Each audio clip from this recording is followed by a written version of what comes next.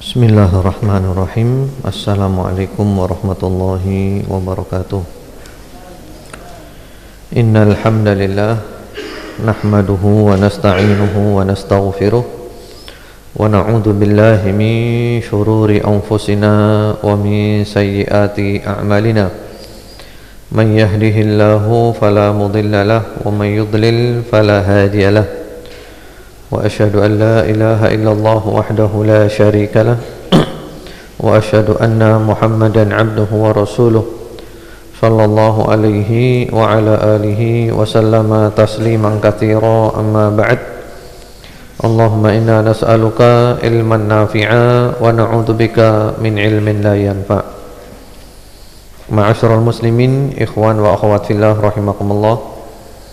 Hari ini adalah hari Senin, tanggal 20 Ramadan 1434 Hijriah, yang bertepatan dengan tanggal 29 Juli 2013. Insyaallah kita akan lanjutkan kajian kita dari kitab Tauhid. Dan karena hari ini adalah kita masuk i'tikaf, insyaallah nanti juga ada penjelasan tentang i'tikaf. Dan hari ini banyak yang titip hadiah, kitab-kitab besar dan kitab-kitab kecil. Kita bagi dua, karena kitab kecilnya banyak. Insyaallah kitab kecilnya besok saja. Sekarang kitab yang besar nanti dibagi dua. Di sini ada 4 mushaf Al-Quran, Al-Quran kecil 2, Al-Quran besar 2. Ini untuk ikhwan dan akhwat. Kemudian setelah itu ada 2 kitab besar. Yang pertama-tama kitab Al-Lu'lu' wal Marjan, yaitu hadits-hadits yang disepakati Bukhari Muslim, dan terjemahannya cukup tebal kitabnya. Kemudian ada lagi kitab biografi 60 sahabat Nabi, juga cukup tebal kitabnya. Itu nanti pertanyaannya dicampur, laki perempuan, diambil secara acak. Yang nomor 1 dapat Al-Lu'lu' wal Marjan, yang kedua dapat 60 biografi 60 sahabat Nabi. Jadi kertasnya nanti dipisahkan ya, ikhwan akhwat, dipisahkan. Pertanyaannya adalah, kemarin kita sudah pernah bahas masalah sabar ya, definisi sabar menurut terminologi, menurut syariat, bahwasanya sabar itu mencakup 3, hati, lisan, dan anggota tubuh. Nah, bagaimana penjelasannya? Hatinya bagaimana, lisannya bagaimana, anggota tubuhnya bagaimana? Silahkan dijawab. Jangan lupa diberi nama, alamat, dan nomor telepon. Dan insyaallah nanti di akhir kajian akan dipilih siapa pemenangnya. Mohon dipisahkan antara ikhwan dan akhwat kertasnya. Ya, sekarang kita lanjutkan kajian kita, kitab Tauhid. Hari ini kita masuk bab yang ke-40. Berarti kita masih kurang 27 bab. Mudah-mudahan saja Allah menjadikan kita bisa khatam kitab ini sehingga kita faham tauhid, dan Allah juga memudahkan kita untuk bisa mengamalkannya. Allahumma amin. Qala Syekhul Musannif rahimahullahu ta'ala, bab man jahada syai'an minal asma was sifat. Bab yang ke-40, mengingkari sebagian dari asma dan sifat Allah subhanahu wa ta'ala. Bagaimana hukum orang yang mengingkari sebagian daripada nama-nama dan sifat-sifat Allah subhanahu wa ta'ala. Karena di antara yang wajib diimani, di antara macam tauhid adalah kita mengimani bahwasanya Allah subhanahu wa ta'ala mempunyai al-asma'ul husna was sifatul ula, bahwa Allah subhanahu wa ta'ala mempunyai nama-nama yang maha indah dan sifat-sifat yang maha tinggi, yang maha sempurna. Berarti orang yang mengingkarinya berarti mengingkari tauhid, mengingkari iman. Bagaimana hukumnya? Hukumnya adalah dia telah melanggar aturan syariat. Bahkan para ulama mengatakan dia terjerumus dalam kekufuran. Kemudian dibawakan firman Allah Subhanahu wa taala, wa qaulullahi ta'ala wa hum yakfuruna birrahman. Kemudian di terjemahannya dilanjutkan, qul huwa rabbi la ilaha illahu alaihi tawakkaltu wa ilaihi matab. Yaitu firman Allah Subhanahu wa taala, dan mereka kafir kepada Tuhan yang Maha Pemurah, kepada Ar-Rahman. Katakanlah, dialah Tuhanku, tidak ada Tuhan yang berhak disembah selain Dia, hanya kepadanya aku bertawakal dan hanya kepadanya aku bertaubat. Surat Ar-Ra'd ayat nomor 30. Jadi maksudnya ayat ini, orang-orang kafir Quraisy pada masa Nabi Muhammad sallallahu alaihi wasallam, mereka itu tidak mau dengan nama Allah Ar-Rahman. Mereka mengingkari bahwa Allah punya nama Ar-Rahman. Mereka tidak mau dengan Ar-Rahman. Lalu turun ayat ini, wahum yakfuruna birrahman. Mereka orang-orang kafir kan percaya kepada Allah, percaya pencipta Allah, pemilik Allah, yang ngatur Allah, semuanya Allah, Allah, Allah. Tapi ada sebagian nama Allah yang mereka tidak mau percaya. Di antaranya Ar-Rahman, mereka ingkari. Lalu turun ayat ini, surat Ar-Ra'd ayat nomor 30. Kemudian juga Allah berfirman pula di dalam surat Al-Isra ayat nomor 110, qul ud'ullaha aw ud'ur rahman ayyamma tad'u falahul asmaul husna. Ya, berdoalah kepada Allah atau berdoalah kepada Ar-Rahman. Serulah Allah, serulah Ar-Rahman. Mana saja yang kamu seru, maka semuanya adalah nama Allah. Karena Allah mempunyai Al-Asma'ul Husna, nama-nama yang maha indah. Jadi kita mengatakan ya Allah dengan ya Rahman sama, ya. Bismillahirrahmanirrahim. Karena nanti ikhwan wa akhwat fillah rahimakumullah, ada satu bab dalam masalah akidah yang sangat penting, namanya adalah bab al-asma was-sifat. Ini pembahasannya panjang. Ini kita bahas inti-intinya saja. Sebenarnya pembahasannya perlu khusus, dan para ulama telah menulis kitab-kitab secara khusus tentang nama-nama Allah dan sifat-sifat Allah. Di antara kitab yang bagus yang ditulis masalah ini, yang ditulis oleh Fadilatul Syekh Profesor Dr. Abdul Razak Al-Badr, yang berjudul Fiqih Asmaul Husna. Bukunya tebal. Fiqih Asmaul Husna, itu bagus, diterbitkan oleh Darus Sunnah Jakarta. Itu bagus kalau dimiliki, ya, Fiqih Asmaul Husna. Kemudian juga kitab yang bahas sifat-sifat Allah, yaitu diantara yang bagus adalah kitab Al-Aqidah Al-Wasithiyah, yang ditulis oleh Syekhul Islam Ibnu Taimiyah rahimahullah ta'ala. Bahas sifat-sifat Allah langsung dari Al-Quran dan dari Sunnah. Dan itu banyak syarah-syarahnya, banyak penjelasannya. Dan ini bab yang sangat penting, karena banyak pertentangan dalam bab masalah asma dan sifat, nama-nama dan sifat-sifat Allah Subhanahu wa taala. Hanya saja kita perlu memahaminya dengan pemahaman para salafus saleh. Karena dalam asma dan sifat nanti ada kelompok yang menyerupakan Allah dengan makhluk. Ada kelompok yang mengingkari, ya, sifat-sifat Allah. Ada kelompok yang menyelewengkan, mentakwil, ya. Ada kelompok lagi yang menanyakan, bagaimana mereka-reka. Itu semuanya adalah menyimpang. Kalau Ahlus Sunnah wal Jamaah, mereka mengimani sebagaimana adanya, tanpa diingkari, tanpa diselewengkan, tanpa direka-reka, dan tanpa menyamakan Allah dengan makhluknya. Kemudian di situ dibawakan riwayat sahih. Wa fi sahih Al-Bukhari rahimahullahu taala, qala Ali radhiyallahu taala anhu, hadithun nasa bima ya'rifun aturiduna an yukazzaballahu wa rasuluh.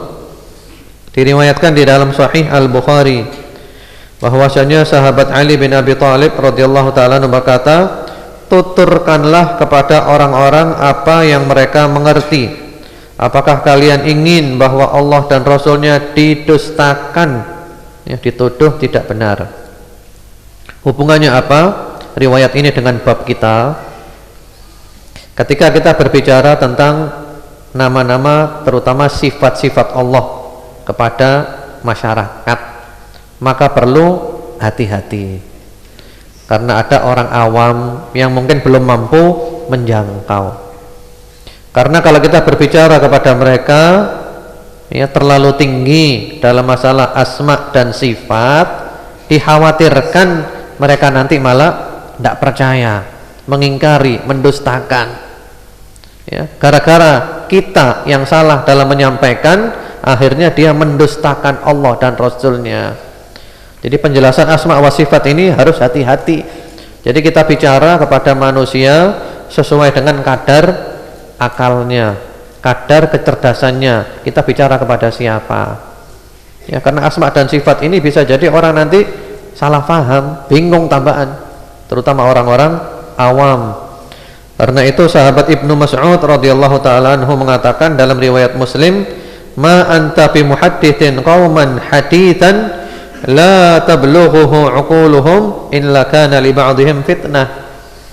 Tiadalah kamu berbicara kepada suatu kaum dengan satu pembicaraan yang akal mereka belum mampu menjangkaunya, melainkan pembicaraanmu itu akan jadi fitnah bagi sebagian mereka.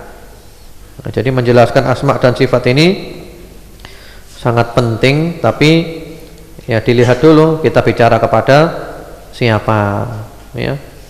Apalagi bicara nanti Allah bersemayam di atas arsy, Allah turun ke langit dunia sepertiga malam terakhir. Lah gini-gini nanti perlu penjelasan kepada masyarakat awam. Jangan sampai nanti mereka tambah bingung, mereka nanti mendustakan. Jadi penting bicara sesuai dengan kadar akal manusia. Kemudian berikutnya lagi, warawa Abdur Razzaq an Ma'mar an Ibni Tawus an abihi an Ibni Abbas radhiyallahu ta'ala anhuma annahu ra'a rajulan intafadha lamma sami'a hadithan 'an an-nabiy sallallahu alaihi wa alihi wasallam fi sifat istinkaran lidzalik faqala ma faraqu haula yajiduna riqqatan 'inda muhkamih wa yahlikun atau wa yahlakun 'inda mutasyabih. Abdur Razzaq, ya, meriwayatkan, sudah pernah kita baca Abdur Razzaq ini yang punya musannaf Abdur Razzaq, meriwayatkan dari Ma'mar, beliau dari Ma'mar dari anaknya Tawus, dari anaknya Tawus, dari ayahnya dari Tawus. Tawus adalah seorang tabi'in. Dari Ibnu Abbas, semoga Allah meridhoinya, beliau mengatakan, ya, bahwasanya sahabat Ibnu Abbas melihat seseorang terperanjat mendengar sebuah hadits berkenaan dengan sifat Allah yang diriwayatkan dari Rasulullah sallallahu alaihi wasallam karena merasa keberatan dengan hal tersebut. Kemudian sahabat Ibnu Abbas mengatakan, apa kekhawatiran mereka itu? Mereka mau mendengar dan menerima ketika dibacakan nas yang muhkam, yang jelas pengertiannya, tetapi mencelakakan diri karena merasa keberatan ketika dibacakan nas yang mutasyabih, yang sulit difahami. Jadi sahabat Ibnu Abbas radhiyallahu taala anhuma menegur ada orang ketika mendengar hadis Nabi tentang sifat-sifat Allah Subhanahu wa taala, orang itu seakan-akan nolak, mengingkari, keberatan, tidak bisa menerima. Lalu kata Ibnu Abbas, "Kenapa? Kok kamu seperti ini, kenapa? Kalau ada yang muhkam, yang jelas pengertiannya kamu terima. Ada yang kamu masih belum paham, kenapa kamu tolak?" Jadi maksudnya sahabat Ibnu Abbas radhiyallahu taala anhuma, ada ayat-ayat atau ada sifat-sifat Allah yang bagi sebagian orang itu masih mutasyabih, samar-samar, bimbang, membingungkan, seperti itu. Lah sikapnya bagaimana? Sikapnya tetap terima, sami'na wa ata'na, kami mengimani. Ada yang muhkam, dah jelas gamblang, ya jelas Allah Maha Pemurah, Pengasih, Penyayang. Tapi ada lagi yang mungkin masih dianggap sebagai samar-samar, membingungkan. Nanti pembahasan tentang ya Allah menciptakan Nabi Adam dengan kedua tangannya, kemudian semuanya bakal binasa kecuali wajahnya Allah dan yang lain-lainnya. Sebagian orang nolak, ini membingungkan, kami tolak. Tidak, kita terima semuanya, kita terima semuanya. Dan pemahaman yang paling bagus dalam masalah asma dan sifat adalah pemahamannya salafus soleh. Bagaimana pemahamannya salafus soleh? Seperti yang diucapkan oleh Imam Asy-Syafi'i rahimahullah ta'ala. Imam Syafi'i mengatakan, amantu billah wa bima ja'a anillah ala muradillah wa amantu bi rasulillah wa ma jaa an rasulillah ala muradi rasulillah sallallahu alaihi wasallam. Ini kata-kata Imam Syafi'i dan ini adalah madhabnya salafus soleh. Aku iman kepada Allah dan aku juga iman dengan semua apa yang datang dari Allah sesuai dengan yang dimaksud oleh Allah. Aku iman kepada Rasulullah sallallahu alaihi wasallam dan aku juga iman kepada semua yang datang dari Rasulullah sallallahu alaihi wasallam sesuai dengan yang dimaksud oleh Rasulullah sallallahu alaihi wasallam. Jadi maksudnya dalam masalah nama dan sifat Allah itu jangan dirubah-rubah, jangan diselewengkan, jangan diingkari, jangan direka-reka bagaimana, jangan pula menyamakan Allah dengan makhluk, karena Allah tidak sama dengan makhluk. Laisa kamitslihi syai'un wa huwas sami'u al-basir. Allah punya nama, Allah punya sifat, tapi tidak sama dengan makhluk, beda dengan makhluk. Ya. Kemudian riwayat yang terakhir, walamma sami'at Quraisyun Rasulullah sallallahu alaihi wasallam yadhkurur Rahman ankaru dzalik fa anzalallahu wa hum yakfuruna birrahman. Orang-orang Quraisy tatkala mendengar Rasulullah sallallahu alaihi wasallam menyebut Ar-Rahman, mereka mengingkarinya. Maka terhadap mereka itu Allah menurunkan firman-Nya, wa hum yakfuruna birrahman. Mereka kufur, tidak mau iman kepada Ar-Rahman. Surat Ar-Ra'd ayat 30. Jadi inti daripada bab ini, ma'asyiral muslimin, ikhwan wa akhwat fillah rahimakumullah, iman kepada Allah itu adalah mencakup iman kepada nama-nama dan sifat-sifat Allah Subhanahu wa taala. Sehingga kita perlu belajar nama-nama dan sifat-sifat Allah Subhanahu wa taala, tapi yang penting adalah dengan pemahaman yang benar, pemahaman para salafus soleh. Karena masalah ini terjadi beda pendapat yang sangat dalam. Ada nanti yang menyamakan Allah dengan makhluk, ada yang mengingkari sifat nama Allah, ada yang menolaknya, ada yang mereka-reka, dan yang lainnya ahli sunnah tidak mengimaninya sebagaimana keimanan Rasulullah sallallahu alaihi wasallam dan para sahabatnya, bahwa Allah mempunyai sifat-sifat yang maha indah, yang sempurna, yang penuh dengan keagungan, kemuliaan, keindahan, dan yang lainnya.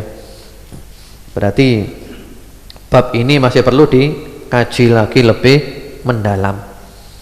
Jadi bab ini perlu dikaji lagi lebih mendalam. Tidak bisa satu pertemuan selesai. Ya. Dan kitab yang bagus kalau mengenai Asmaul Husna, yaitu kitab yang ditulis oleh Profesor Dr. Abdul Razak Al-Badr, judulnya Fiqih Asmaul Husna. Ada terjemahannya, penerbit Darus Sunnah. Kalau sifat-sifat Allah juga banyak, tapi diantara yang praktis, yang gampang, yang mudah adalah kitab Al-Aqidah Al-Wasithiyah. Itu ada syarah-syarahnya, banyak syarahnya. Diantaranya syarah Syekh Saleh bin Fauzan Al-Fauzan, syarah yang praktis, ya, sistematis, praktis. Ada terjemahannya, cuman penerbitnya apa, terjemahannya saya kurang tahu. Ya, itu penting. Langsung dari Al-Quran, dari Sunnah. Dan ilmu asma dan sifat ini adalah ilmu yang paling tinggi. Kenapa? Sebuah ilmu dinilai kehormatannya tergantung kepada apa yang dibahas. Sementara asma dan sifat yang dibahas apa? Yang dibahas Allah Subhanahu wa taala, luar biasa. Dan kalau kita ingin kenal Allah, maka cara yang terbaik adalah melalui asma was sifat.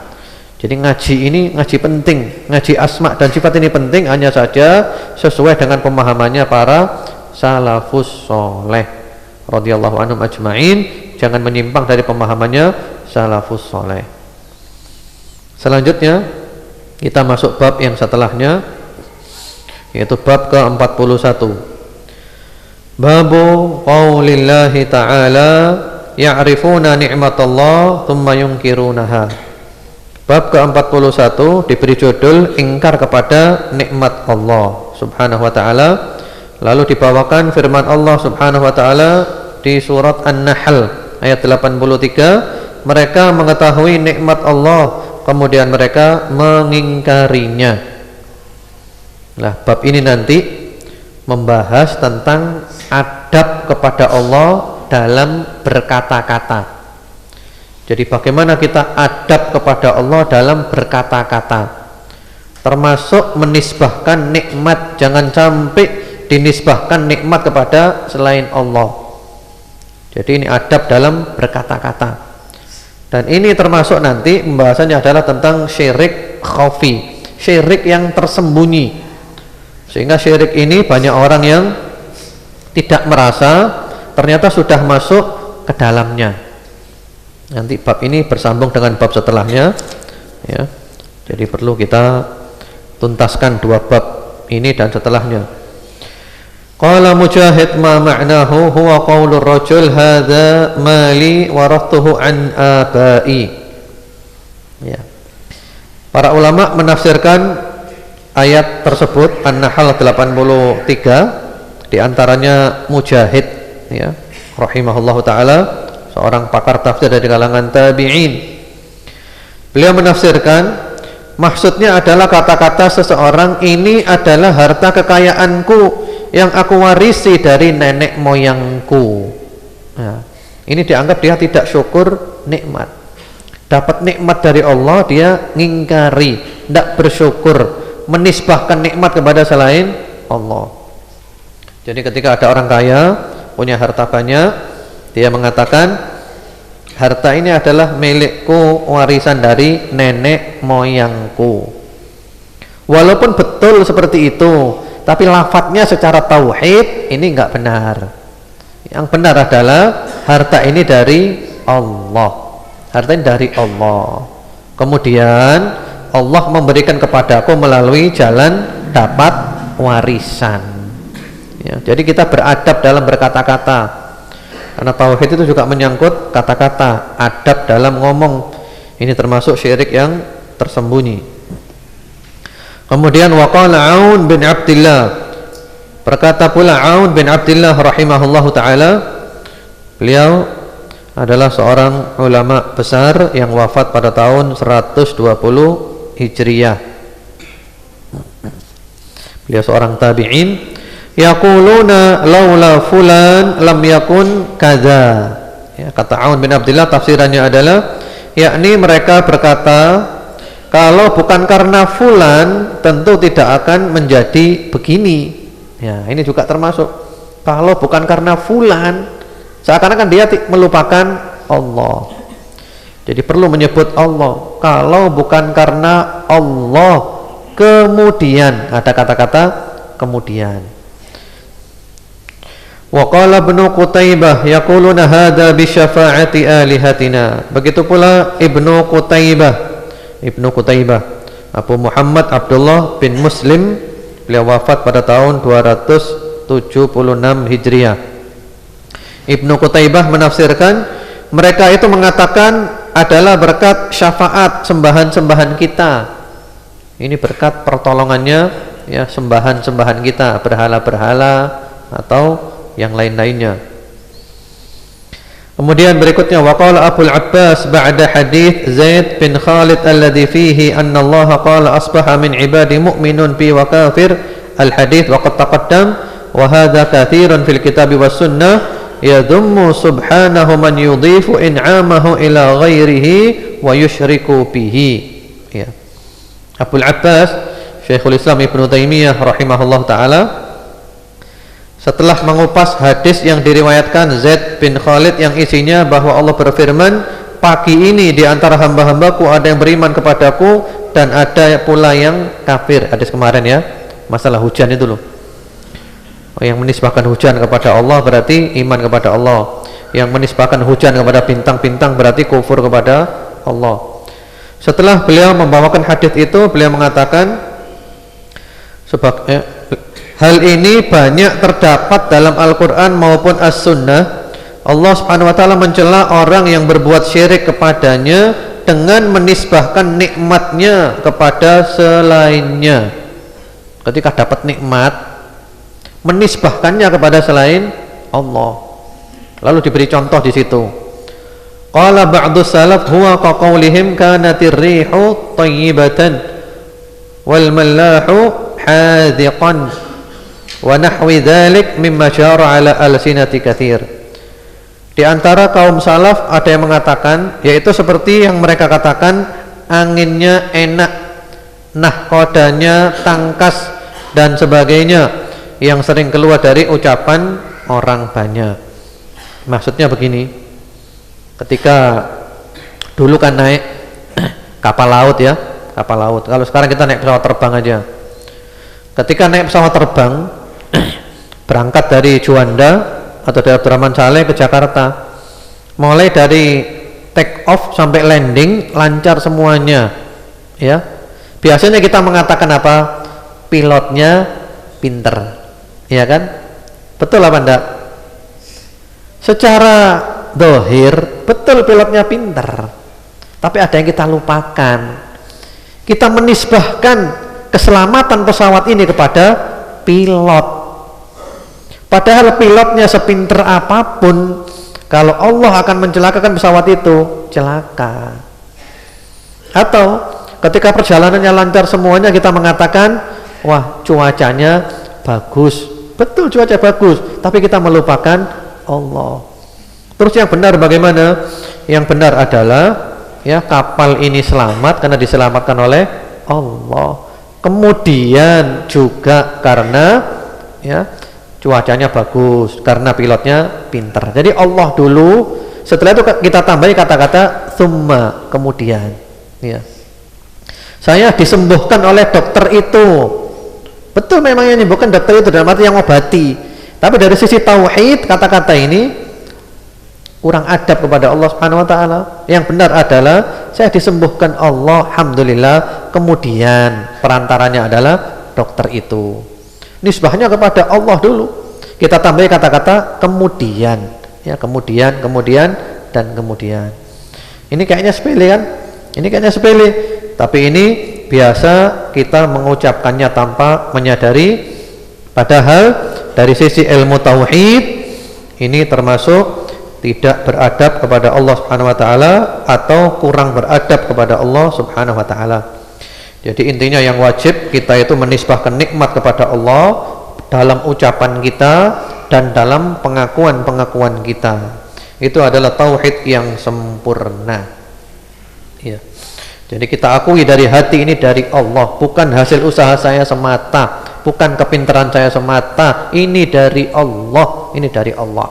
Ya, saya tidak bisa apa-apa kalau tidak ditolong oleh Allah Subhanahu wa taala. Karena di antara kesempurnaan syukur kepada Allah Subhanahu wa taala adalah syukur kita meliputi 3 rukun syukur. Yang pertama-tama syukur dengan hati. Hati kita meyakini semua nikmat ini benar-benar dari Allah nikmat ini. Kemudian dengan ucapan memuji-muji Allah, alhamdulillah, Allahumma lakal hamdu wasyukru, alhamdulillah rabbil alamin. Kemudian dengan anggota tubuh, itu anggota tubuh kita, nikmat tersebut kita pergunakan untuk taat kepada Allah Subhanahu wa taala, untuk mendekatkan diri kepada Allah Subhanahu wa taala, dan bukan untuk maksiat kepada Allah Subhanahu wa taala. Jadi ini adalah bab yang nomor ke-41. Kemudian berikutnya gandengannya bab nomor ke-42, mirip pembahasannya. yaitu babu qaulillahi ta'ala fala taj'alu lillahi andadan wa antum ta'lamun. Bab ke-42, janganlah membuat sekutu-sekutu untuk Allah. Kemudian dibawakan firman Allah Subhanahu wa taala surat Al-Baqarah 22. Karena itu janganlah kamu mengadakan sekutu-sekutu bagi Allah padahal kamu mengetahui bahwa Allah itu tidak ada sekutunya, ya. Jangan membuat andad, sekutu bagi Allah. Andad adalah sekutu bagi Allah Subhanahu wa taala. Bab ini gandengannya bab yang tadi, itu menjaga kata-kata, lafaz yang kadang kita tidak sengaja terjerumus dalam kesyirikan. Walaupun bukan syirik akbar, dia adalah syirik asghar, tapi syirik asghar itu adalah merupakan dosa besar yang paling besar. Sahabat Ibnu Abbas menafsirkan, qala Ibnu Abbas fil ayah al-andad huwa syirku akhfa min dabibin naml ala safatin sauda fi dhulmatil lail. Perhatikan ya, Ibnu Abbas radhiyallahu taala anhuma menafsirkan ayat tersebut. Beliau mengatakan al-andad, ya, membuat andad sekutu-sekutu bagi Allah adalah perbuatan syirik, yaitu suatu perbuatan dosa yang lebih sulit untuk dikenali daripada semut kecil yang merayap di atas batu hitam pada malam yang kelam. Subhanallah. Inilah namanya syirik khafi. Jadi Ibnu Abbas menafsirkan ayat ini Al-Baqarah 22, al-andad, yang dimaksud jangan menjadikan untuk Allah andad, sekutu-sekutu, itu syirik khafi yang tersembunyi, lebih tersembunyi daripada langkah kaki semut di atas batu hitam di tengah kegelapan malam. Subhanallah. Jadi ini gelap gulita, ya, tidak ada lampu, ada batu hitam. Ketika gelap gulita tidak ada lampu sama sekali, batu ini kelihatan tidak? Batu itu tidak kelihatan. Lah ini bukan batunya, di atas batu itu masih ada lagi semut. Bukan semutnya, langkah kaki semutnya lebih tidak kelihatan lagi. Jadi syirik khafi lebih tersembunyi daripada langkah kaki semut di atas batu hitam di tengah kegelapan malam. Seperti apa? Wa huwa antakul wallahi wa hayatika wa hayatiki ya fulana wa hayati. Ini contoh-contohnya, ya. Contohnya adalah seperti orang yang mengucapkan demi Allah dan demi hidupmu wahai fulan serta demi hidupku. Itu bersumpah dengan selain Allah. Demi cintaku padamu, bersumpah demi cintanya. Ini syirik. Karena bersumpah dengan selain Allah itu tidak boleh. Bersumpah harus dengan nama Allah. Kecuali kalau Allah bersumpah boleh dengan makhluknya, menunjukkan itu adalah makhluk yang besar yang perlu dikaji ada apa di sana. Kemudian wataqul laula kulaibatu hadza la atana lusus. Contohnya pula adalah orang yang mengatakan kalau bukan karena anjing kecil orang ini tentu kita didatangi pencuri-pencuri itu. Jadi ada pencuri mau masuk rumah, lah kebetulan pemilik rumah itu punya anjing, anjingnya menggonggong, pencurinya lari. Lalu dia mengatakan, nah, kalau tidak ada anjing ini, nah, pencuri tadi masuk rumah. Padahal yang menyelamatkan rumahnya dia siapa? Allah. Cuma dia lupa, dia nisbahkan kepada gonggongannya anjing. Walau lal battu fil fiddar la atal lusus. Contohnya pula, kalau bukan karena angsa yang ada di rumah ini, tentu datanglah pencuri-pencuri itu. Jadi dia punya angsa, pencuri datang, angsanya berbunyi, pencurinya lari. Lalu dia mengatakan untung ada angsa. Kalau tidak ada angsa ini, pencuri masuk rumah. Lupa dia kepada Allah Subhanahu wa taala. Wa qaulur rajul li sahibihi masyaallah wa syi'ta. Kemudian juga termasuk ucapan seseorang yang mengatakan, ya, dia mengatakan atas kehendak Allah dan kehendakmu, kehendak Allah dan kehendakmu. Karena kata-kata dan, waw, atof itu mengandung unsur persamaan. Jadi kita menyamakan orang itu dengan Allah. Yang benar adalah kalau bukan karena kehendak Allah, kemudian karena kehendakmu. Jadi kata-kata waw dan diganti dengan thumma kemudian.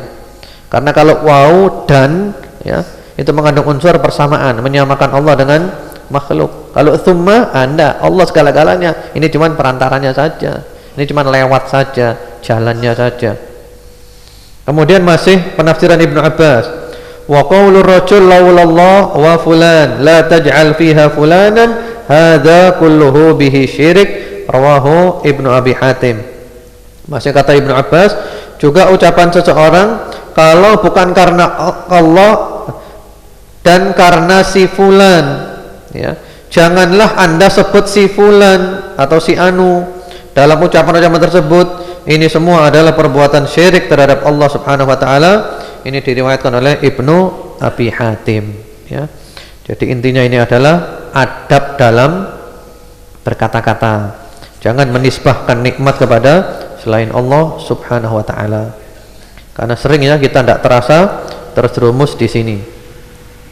Kemudian berikutnya wa an Ibnu Umar wa an Umar bin Al-Khattab radhiyallahu taala anhu anna Rasulullah sallallahu alaihi wasallam qala man halafa bi ghairillah faqad kafar aw asyrak.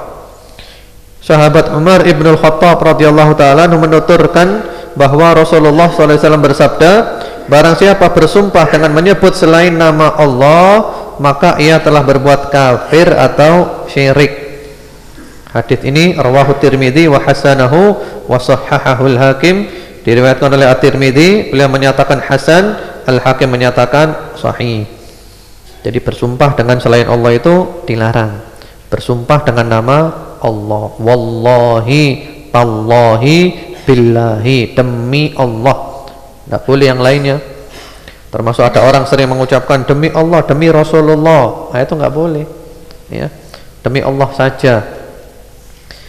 Kemudian, jadi kalau bersumpah dengan selain Allah berarti terjerumus dalam kekufuran atau kesyirikan. Kalau dia meyakini Allah segala-galanya, besar, maha besar semuanya, cuma dia sumpah dengan selain Allah, maka syiriknya syirik asghar. Tapi kalau dia menganggap agung yang dibawa dalam sumpahnya itu, diagung-agungkan seakan-akan sama dengan Allah, maka ini adalah syirik akbar. Kemudian waqala Ibnu Mas'ud radhiyallahu ta'ala anhu, la an ahlifa billahi kadiban ahabbu ilayya min an ahlifa bi ghairihi shadiqan. Ibnu Mas'ud radhiyallahu ta'ala anhu mengatakan, bersumpah bohong dengan menyebut nama Allah lebih aku sukai daripada bersumpah jujur tapi dengan menyebut nama selain Allah. Jadi dia bersumpah membawa nama Allah, ya, tapi bohong. Ada orang bersumpah dengan nama selain Allah tapi jujur. Kata Ibnu Mas'ud, lebih aku sukai yang mana? Bersumpah dengan nama Allah walaupun bohong. Semuanya jelek, cuman kejelekannya lebih ringan bersumpah dengan nama Allah walaupun bohong. Orang bersumpah dengan membawa nama Allah tapi dia berbohong, ini dosa besar. Dosa besar, diancam. Ada ancamannya, neraka ancamannya, dosa besar. Tapi bersumpah jujur dengan nama selain Allah, ya, ini syirik. Dan syirik itu adalah dosanya lebih besar daripada dosa besar. Ya, syirik itu adalah lebih besar daripada akbarul kabair, dosa besar yang paling besar. Namun jangan disalahpahami, ya. Bersumpah aja dengan nama Allah, bohong tidak apa-apa. Bukan gitu maksudnya, ya. Ini maksudnya nimbang-nimbang, dosanya lebih besar syirik daripada dosa besar yang selain syirik.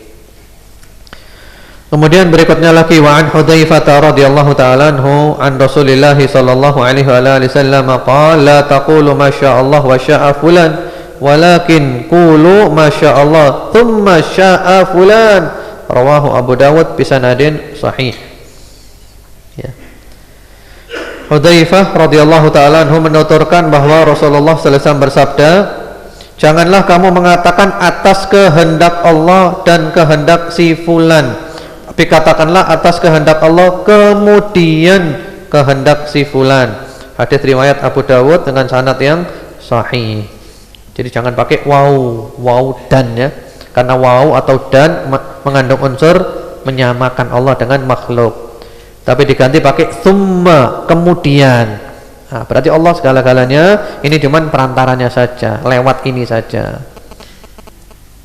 Kemudian berikutnya lagi riwayat yang terakhir, waja'a an Ibrahim an-Nakhai rahimahullahu ta'ala annahu yakrahu an yaqula ar-rajul a'udzu billahi wa bika wa yajuzu an yaqul billahi thumma bika qala wa yaqul laulallah thumma fulan wa la taqulu laulallah wa fulan.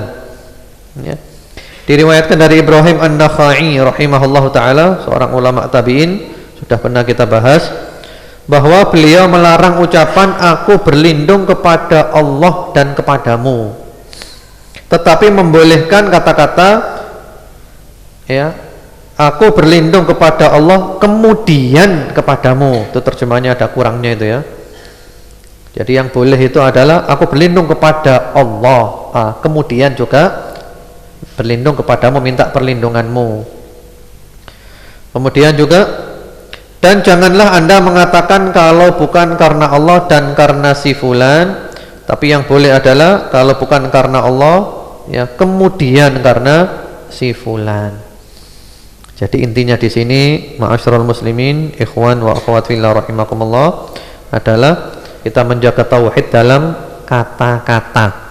Nanti sebenarnya masih ada lagi di bab setelahnya pembahasan secara khusus tentang kehendak Allah dan kehendakmu, masya Allah wa syi'ta. Ya, semoga pembahasan ini jelas. Memang kita agak ngebut ya, karena kita mengejar khatam. Sekali lagi, pembahasan ini masih perlu dikaji lagi lebih mendalam. Ya, mudah-mudahan sekarang secara global sudah paham secara global. Secara terperinci nanti perlu dibahas lagi ya, satu bab mungkin satu kali pertemuan atau bahkan beberapa kali pertemuan. Jadi intinya tauhid itu perlu dipelajari, karena tauhid babnya itu banyak. Jangan sampai kita orang Islam tidak mengenal tauhid atau tidak paham tauhid, karena inilah la ilaha illallah, dan inilah yang ditanyakan oleh Allah Subhanahu wa taala. Inilah ilmu yang kita bawa sampai mati. Wallahu alam. Ya. Kemudian kita masih ada waktu untuk bahas masalah i'tikaf. Ya, hari ini adalah tanggal 20 Ramadan, berarti kita masuk i'tikaf sekarang, dan dihitungnya adalah nanti ketika matahari terbenam, yaitu malam 21. I'tikaf itu adalah kita berdiam diri di masjid untuk beribadah kepada Allah Subhanahu wa taala. Niatnya adalah mendekatkan diri kepada Allah Subhanahu wa taala. Dan i'tikaf ini disyariatkan oleh Allah semenjak nabi-nabi terdahulu. Sebagaimana firman Allah Subhanahu wa taala di surat Al-Baqarah 125. Wa ahidna ila Ibrahima wa Ismaila an tahira baitiya lit-ta'ifina wal-'akifina war-ruk'is sujud. Allah perintahkan kepada Nabi Ibrahim dan Nabi Ismail untuk membersihkan rumahnya, yaitu Ka'bah, Masjidil Haram, untuk orang-orang yang tawaf, orang-orang yang i'tikaf, dan orang-orang yang rukuk serta sujud. Jadi semenjak zaman dulu sudah ada i'tikaf. Kemudian juga Allah berfirman pula di surat Al-Baqarah 187, wala tubashiruhunna wa antum 'akifuna fil masajid. Jangan kumpul istri ya, ketika sedang i'tikaf di masjid. Kemudian juga di dalam hadis-hadis sahih, di antaranya Bukhari Muslim meriwayatkan bahwasanya Rasulullah SAW selalu i'tikaf 10 hari terakhir Ramadan, selalu rutin, bahkan di akhir hayatnya sampai 20 hari ya. Kemudian juga i'tikaf ini diantara tujuannya adalah mencari Lailatul Qadar. Itu diantara tujuannya. Dan i'tikaf ini dibolehkan untuk orang laki dan orang perempuan. Istri-istri Nabi juga i'tikaf. Hanya saja kalau orang perempuan itu harus dapat izin dari suaminya kalau sudah menikah. Kalau belum menikah maka izin kepada walinya. Kemudian juga aman dari fitnah. Kemudian juga tidak ada khalwat, berdua-duaan dengan laki perempuan. Tidak ada fadilah khusus i'tikaf, fadilahnya ini itu tidak ada, tapi fadilahnya umum, banyak fadilahnya umum ya. Kemudian juga ikhwan wa akhwat fillah rahimakumullah, di antara hikmah daripada i'tikaf ini kita putus dulu dengan makhluk, kita putus dengan dunia ya. Kita mau menata hati, kita menghadap kepada Allah, ibadah, sholat, ngaji, zikir, doa dan yang lainnya, membersihkan hati, menata hati, kita fokus menghadap Allah. Karena kita tidak akan bisa konsentrasi kalau masih sibuk dengan materi duniawi. Dan i'tikaf ini boleh sebentar, boleh sesaat, boleh semalam, boleh sehari, boleh, dan yang afdal adalah 10 hari. Yang mulai sekarang ini sampai nanti malam Idul Fitri di masjid kita. Dan orang yang i'tikaf itu waktunya 24 jam tercatat sebagai ibadah ya, tercatat sebagai ibadah. Hatta dia duduk, dia tidur tercatat sebagai ibadah. Jadi 24 jam dia ibadah terus kepada Allah Subhanahu wa ta'ala. Di antara tujuan i'tikaf adalah kita mengharapkan untuk mendapatkan ridhonya Allah, mengharapkan untuk mendapatkan cintanya Allah. Kemudian juga menata hati, hati kita ini sudah pecah-pecah, bercerai-berai, dan i'tikaf ini kita nata hati lagi.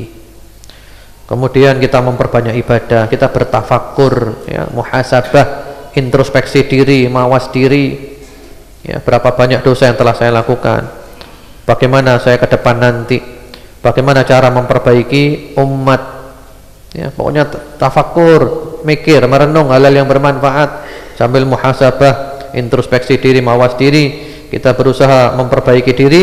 Kemudian juga i'tikaf ini adalah latihan menghadapi kuburan. Kita di kuburan sendiri. Nah, kita i'tikaf ini sendiri ya, putus dengan semuanya, latihan di kuburan.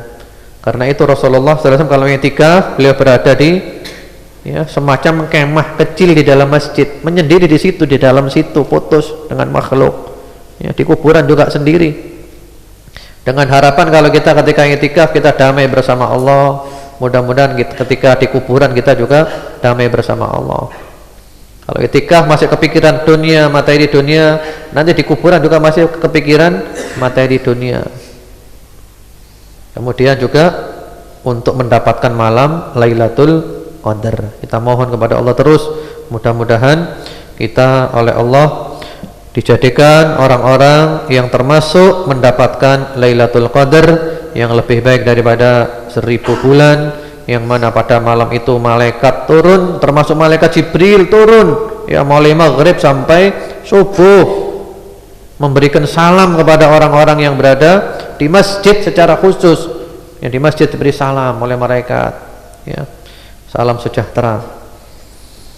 Kemudian juga di antara hal-hal yang perlu dibahas mengenai i'tikaf ya, yang pertama-tama adalah masalah niat. Niatkan dari sekarang bahwa saya niat i'tikaf ini adalah lillahi ta'ala ya, dengan niat-niat tadi, tujuan-tujuan tadi. Kemudian juga kita berusaha untuk waktu kita tidak kita buang cuma-cuma, waktu kita untuk ibadah, taat. Kemudian juga kita perlu menentukan tujuan dan target. Tujuan dan target i'tikaf ini apa? Tentukan. Yang paling penting tujuan dan targetnya jangan materi duniawi, nanti amal kita sia-sia. Sebagaimana pembahasan kemarin tauhid, amal akhirat tujuannya untuk dunia. Saya i'tikaf 10 hari supaya nanti selesai i'tikaf dapat proyek. Ini enggak ikhlas Ya nggak dapat akhirat. Kemarin kan sudah kita bahas kan seperti itu bab tauhid. Jadi niatnya adalah i'tikaf ini yang kita cari adalah ridhonya Allah, surganya Allah. Kita takut murkanya Allah, takut nerakanya Allah, dan kita kepingin mendapatkan cintanya Allah Subhanahu wa ta'ala. Nah, itu ikhlas. Jadi jangan yang lainnya. Saya selama ini ekonomi sulit, saya tak nyoba i'tikaf, barangkali nanti ekonominya terbuka, Anda ikhlas lagi. Ya, itu bonus-bonusnya, jangan dipikiri itu. Dunia datang sendiri. Kalau kita cari akhirat, dunia datang sendiri.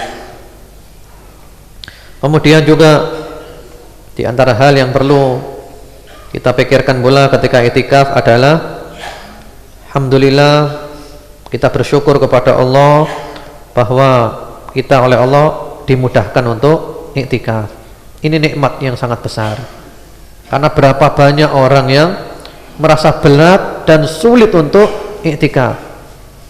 Dan kita mudah-mudahan oleh Allah dimudahkan sekarang ini sampai selesai nanti, kita perlu bersyukur kepada Allah Subhanahu wa ta'ala. Ini nikmat yang sangat besar. Kemudian juga kita berada di tempat yang paling dicintai Allah. Di mana itu? Masjid. Rumah Allah. Kita di rumahnya Allah. Tempat yang paling Allah cintai. Kemudian juga kita berada di hari-hari dan malam-malam yang sangat mulia. 10 hari terakhir daripada bulan Ramadan. Masya Allah. Karena itu kita perlu bersyukur kepada Allah, senang dengan semua ini, tapi jangan bangga diri, jangan sombong, dan kita terus minta kepada Allah amal kita dikabulkan, diterima oleh Allah Subhanahu wa ta'ala. Kemudian juga di antara hal yang perlu pula dibahas mengenai i'tikaf, bahwasanya masalah alat-alat komunikasi.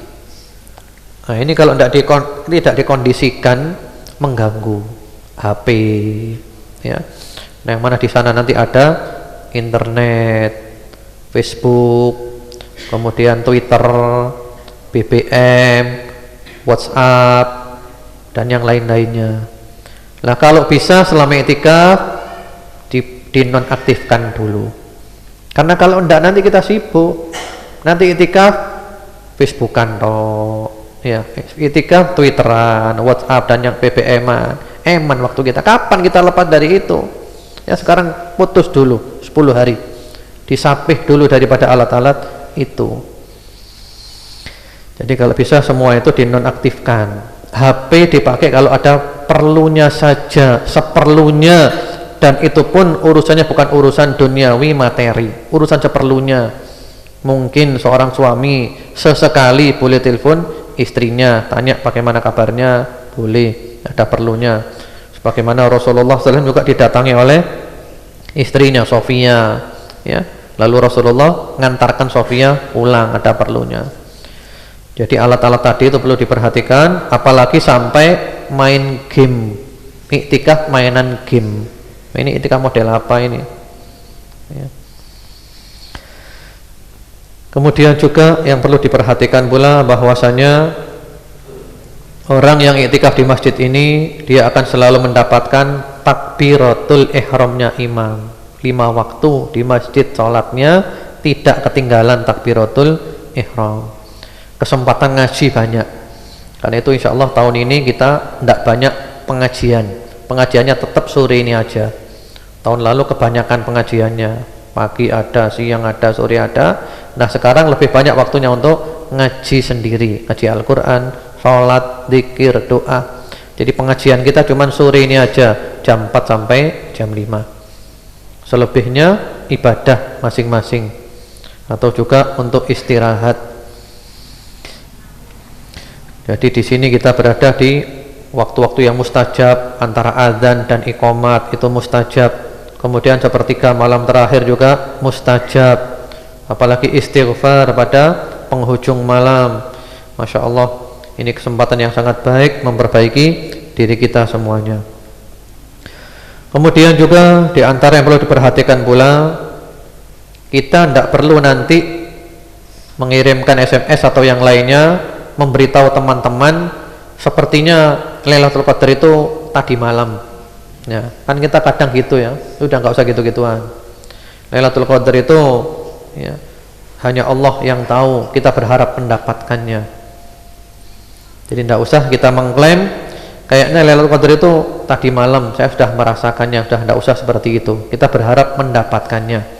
Dan tanda orang yang dapat Lailatul Qadar adalah setelah Ramadan dia menjadi orang yang lebih baik lagi, insya Allah, hubungannya dengan Allah dan hubungannya dengan manusia. Kemudian juga i'tikaf ini bukan lari dari tanggung jawab. Jadi bukan lari dari tanggung jawab. I'tikaf ini kita selesaikan urusan kita di luar dulu. Ya, istri diberi kecukupan, anak-anak ya keamanannya terjamin semuanya. Nah, kita baru berangkat i'tikaf. Jadi i'tikaf ini bukan lari dari tanggung jawab. Istri dan anak-anak diabaikan, diterlantarkan, dia i'tikaf, enggak benar. Jadi istri dan anak-anak keluarga dikondisikan dulu i'tikaf. Kemudian juga para istri i'tikaf bukan berarti lari dari tanggung jawab sebagai ibu rumah tangga, tidak ya. Jadi izin dulu kepada suaminya, kepada walinya. Rasulullah Shallallahu Alaihi Wasallam kalau i'tikaf beliau tidak keluar dari masjid, tidak keluar dari masjid kecuali dalam beberapa hal. Nanti kita bahas tentang keluar dari masjid. Orang yang niatnya i'tikaf 10 hari terakhir, masuknya mulai sekarang ini ya, dihitungnya nanti mulai matahari terbenam malam 21, dan keluarnya itu sebagian ulama mengatakan boleh keluar setelah sholat subuh hari terakhir Ramadan ya, karena sudah tidak ada lagi Lailatul Qadar, sudah habis. Sebagian ulama mengatakan sampai matahari terbenam malam Idul Fitri. Nah, lebih hati-hati kita mengikuti pendapat sampai malam Idul Fitri. Itu enggak ada khilafiyah. Malam Idul Fitri nah, baru pulang ke rumahnya masing-masing. Kemudian i'tikaf ini juga boleh di hari-hari lain selain Ramadan. Di luar Ramadan boleh, tanpa puasa juga boleh. Karena Rasulullah sallallahu alaihi wasallam pernah i'tikaf pada bulan Syawal. Rukun i'tikaf, para ulama mengatakan rukun i'tikaf yang disepakati ada 4. Yang pertama-tama adalah mu'takif, orang yang i'tikaf. Yang i'tikaf adalah orang muslim yang berakal dan tamyiz, yang faham, yang ngerti. Walaupun belum baligh enggak apa-apa, yang penting faham dan ngerti. Anak kecil yang belum tamyiz, belum faham, belum ngerti, enggak boleh diajak i'tikaf, nanti ganggu. Kemudian juga perempuan boleh, tadi telah disebutkan dengan izin dari suami atau wali, aman dari fitnah, kemudian juga tidak ada khalwat. Rukun yang kedua adalah al-mu'takaf fihi, tempat i'tikafnya yaitu di masjid. Masjid. Dan insyaallah masjid kita ini boleh dipakai karena di sini diadakan sholat 5 waktu, bahkan juga diadakan Jumatan, masuk kategori masjid jami'. Memang ada sebagian ulama mengatakan hanya boleh di 3 masjid: Masjidil Haram Mekah, Masjid Nabawi Madinah, Masjidil Aqsa di Palestina. Ada pendapat gitu, tapi jumhur ulama mengatakan semua masjid, yang penting masjid diadakan sholat 5 waktu, bahkan diadakan juga Jumatan. Kemudian yang disebut masjid itu adalah yang berada di dalam pagarnya masjid, masuk masjid semuanya. Sehingga antum tempatnya barang-barang di bawah, basement, termasuk bagian dari masjid. Karena pintunya mengarahnya ke masjid. Jadi bawah itu termasuk bagian daripada masjid. Kemudian rukun yang ketiga adalah niat. Nah, ini niat dari awal, niat i'tikaf lillahi ta'ala, dan niat tempatnya di dalam hati. Kemudian rukun yang keempat adalah al-muqtu fil masjid, menetap di masjid, tinggal di masjid, tidak keluar.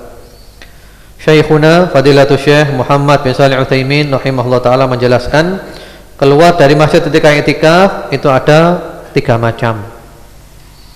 Yang pertama-tama keluar untuk suatu keperluan yang memang dia harus keluar dan tidak bertentangan dengan iktikaf, ya, seperti keluar untuk makan, minum, ke kamar mandi, buang air besar, buang air kecil, mandi dan semisalnya, ini tidak apa-apa, boleh. Kemudian yang kedua, keluar untuk perkara yang tidak bertentangan dengan i'tikaf, ya, ibadah, tapi tidak ada hubungannya dengan i'tikaf. Contohnya seperti ngubur jenazah, menjenguk orang sakit. Ini sebagian ulama mengatakan tidak boleh. Sebagian ulama mengatakan boleh kalau sudah diniatkan dari awal. Dari sekarang diniatkan dengan syarat.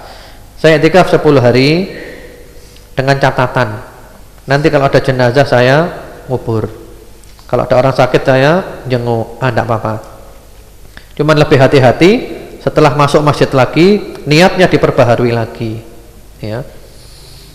Namun kalau seandainya orang sakit dan jenazah itu bukan famili kita, bukan ayah kita dan yang lainnya, ya kita tetap di masjid saja, keluar daripada khilaf di kalangan ulama. Kemudian yang ketiga, keluar dari masjid untuk perkara yang bertentangan dengan i'tikaf, keluar untuk jual beli atau pulang kalau malam ke rumah untuk hubungan suami istri dan semisalnya, maka ini i'tikafnya batal, ya, tidak dosa tapi i'tikafnya batal. I'tikaf 10 harinya itu loh batal. Itu tentang keluar dari masjid. Karena ada hadis riwayat Abu Dawud melalui jalan Ibunda Aisyah radhiyallahu taala anha, kata Ibunda Aisyah, as-sunnatu 'alal mu'takif alla ya'uda maridan wa la yashhada janazatan wa la yamassa imra'atan wa la yubashiraha wa la yakhrut li hajah illa lima la budda minhu. Yang sunnah bagi orang i'tikaf itu tidak menjenguk orang sakit, tidak ngubur orang mati, tidak berhubungan dengan istrinya dan tidak bercumbu dengan istrinya, dan tidak keluar kecuali apabila ada keperluan yang memang mengharuskan dia harus untuk keluar. Kemudian para ulama mengatakan lagi masalah keluar, boleh keluar pulang ke rumah membangunkan keluarganya. Kalau dikhawatirkan keluarganya tidak ada yang bangunkan untuk sahur, ya boleh. Tapi kalau sekarang kan sudah ada, ya, masing-masing kita punya beker, bahkan di HP ada jamnya untuk bangunkan. Tapi seandainya tidak ada yang bangunkan, boleh pulang untuk bangunkan kalau rumahnya dekat. Kemudian juga boleh keluar untuk mandi, misalnya di masjid mungkin antri. Nah, kalau rumahnya dekat, boleh keluar ke rumahnya untuk mandi. Seperti di Masjidil Haram, itu banyak di antara peserta i'tikaf kalau mandi di hotelnya. Jadi pulang ke hotel mandi tidak apa-apa. Jadi pulang untuk mandi saja, balik lagi. Kalau rumahnya dekat, itu difatwakan oleh para ulama. Ya, di antaranya Fadilatul Syekh Sulaiman bin Abdullah Al-Majid hafizahullah taala. Jadi di rumah cuman mandi saja, mandi, habis mandi balik lagi, tidak duduk-duduk di rumah, tidak berlama-lama di rumah, karena bisa memutuskan iktikafnya. Jadi mungkin mandi, ganti pakaian, ya balik lagi. Kemudian juga boleh keluar dari iktikaf, keluar dari masjid, ya, untuk ke laundry, tempat pencucian pakaian. Karena di sini nanti ada peraturannya, diharapkan tidak nyuci di sini. Nanti kalau nyuci banyak jemuran, nanti masjidnya jadi kurang kurang bersih, banyak jemuran, sehingga diharapkan tidak nyuci di sini. Kalau memang mau nyuci, dilondrikan saja, cari laundry terdekat, tidak apa-apa. Keluar pergi ke laundry, dicucikan, boleh, tidak apa-apa, ada perlunya. Kemudian juga bagaimana kalau pindah masjid? Nah, berarti i'tikafnya terputus. Jadi harus satu masjid. Tidak boleh di sini 2 hari, sana 2 hari. Nah, putus-putus i'tikafnya. Jadi kalau tidak terputus 10 hari di satu masjid saja, tidak pindah-pindah. Kemudian di antara yang perlu pula dibahas masalah iktikaf ini adalah ya masalah adab ya. Tadi sudah kita bahas masalah niat. Kemudian yang perlu pula kita bahas adalah tentang menghormati teman. Jadi kita perlu saling menghormati teman ya. Jangan sampai ganggu temannya. Kita berharap bahwa kita semua ini adalah bersaudara. Kita bersaudara, kita jaga ukhuwah, tidak ganggu teman. Kemudian juga jangan mengeraskan suara. Kalau mau ngaji dan yang lainnya, jangan keras-keras suaranya karena bisa ganggu orang lain. Dan itu juga dilarang oleh Rasulullah SAW di dalam hadits-hadits yang sahih. Kalau ngaji jangan keras-keras, nanti bisa ganggu orang lain, terutama pada waktu-waktu istirahat. Kemudian juga apalagi di masjid sampai ghibah ya, di masjid menggunjing orang lain, rasan-rasan ganggu orang. Kita tidak berpahala, kita malah mendapatkan dosa. Jadi nggak usah marah-marah, kita berusaha sabar ya, ada lebihnya ada kurangnya. Kemudian ada yang tanya, kenapa kok dibatasi pesertanya? Kenapa dibatasi? Dibatasi di sini bukan karena bukan karena masalah makan atau minumnya, bukan itu sama sekali. Dibatasi ini untuk memberikan kenyamanan. Karena yang daftar itu banyak. Kalau tidak dibatasi sampai ratusan. Yang perempuan ratusan pesertanya, yang laki juga ratusan. Apa tidak repot nanti? Ya, tidurnya, kamar mandinya dan yang lainnya. Jika dibatasi. Kemarin rencananya itu laki-laki 50, perempuan 25, atau bahkan sekarang juga mungkin sudah lebih. Jadi ini demi kenyamanan saja. Bukan karena masalah makan atau minum, bukan. Karena iktikaf yang dicari adalah kekhusyuan. Nanti kalau terlalu banyak orangnya tidak bisa khusyuk. Ini iktikaf bagi yang 10 hari. Tapi kalau orang yang di sini semalam saja, isya sampai subuh, ya tidak apa-apa. Mau berapa orang boleh, silahkan. Ini yang nginep 10 hari. Kemudian nanti panitia juga mengeluarkan peraturan-peraturannya. Dan insya Allah diharapkan para peserta untuk membaca peraturan-peraturan itu. Nanti ada peraturannya ditempelkan. Ya, wallahu alam. Hari ini tidak ada pertanyaan, walaupun sudah banyak yang masuk. Langsung aja kita masuk pengundian hadiah. Akhwatnya mana? Ini kok ikhwan aja ini.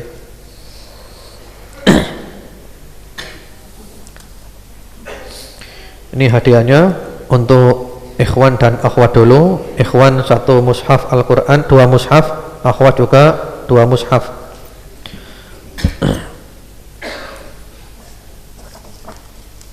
Akhwat ini. Ya, ya ikhwan dulu. Mushaf yang kecil. Sabar menjaga lisan untuk tidak mengadu, hati tidak berkeluh kesah, tidak berbuat anarkis. Ini dari Zainul, nomor HP sekian, tapi tidak ada alamatnya, berarti gugur. Syaratnya harus ada alamatnya.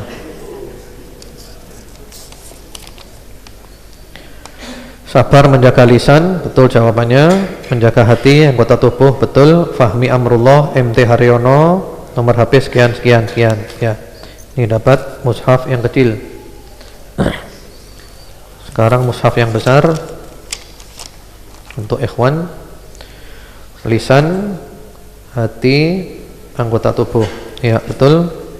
Al-Ahrami Fauzi, Karangtengah, nomor HP sekian sekian. Betul. Sekarang mushaf kecil untuk akhwat. Hati tidak bersuloh, lisan tidak mengadu, anggota tubuh tidak anarkis. Ummi Khairiyah Janti, nomor HP sekian. Ya, mushaf yang kecil, betul. Kemudian sekarang mushaf yang besar untuk akhwat. Lisan, hati, anggota tubuh, betul. Ummu Nuha Bandulan, nomor HP sekian. Ya, betul. Sekarang dicampur ikhwan dan akhwatnya.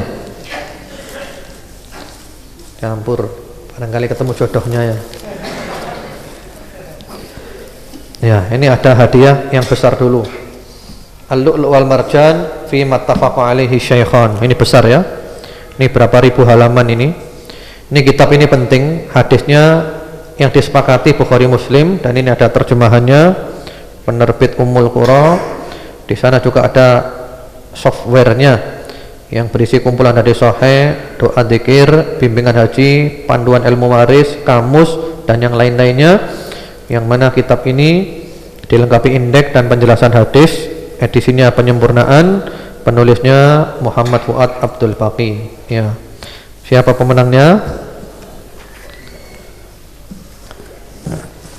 Ya, dibalik lagi. Jatuh satu. Bismillah. Definisi sabar: menjaga lisan untuk tidak mengadu, hatinya tidak berkeluh kesah, anggota tubuhnya tidak melakukan perbuatan anarkis. Bagus Hasan As-Sudirmani, Jalan Panglima Sudirman, nomor HP sekian-sekian. Tonton. Kemudian yang kedua, ini biografi 60 sahabat Nabi, kitab yang sangat bagus, judul Arabnya Rijal Haular Rasul, ditulis oleh Khalid Muhammad Khalid. Ya, ini juga ada CD interaktif biografi 60 sahabat Nabi, ada peta dan foto petilasan, profil singkat, kronologi perang Yarmuk. Ya, siapa pemenangnya?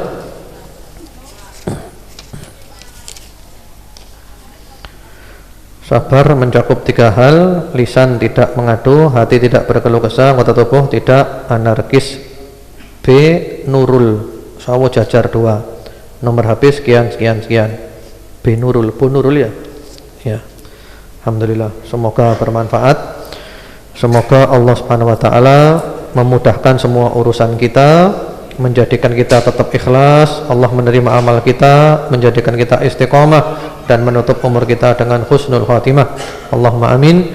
Subhanakallahumma bihamdika, asyhadu an la ilaha illa anta, astaghfiruka wa atubu ilaik. Assalamualaikum warahmatullahi wabarakatuh.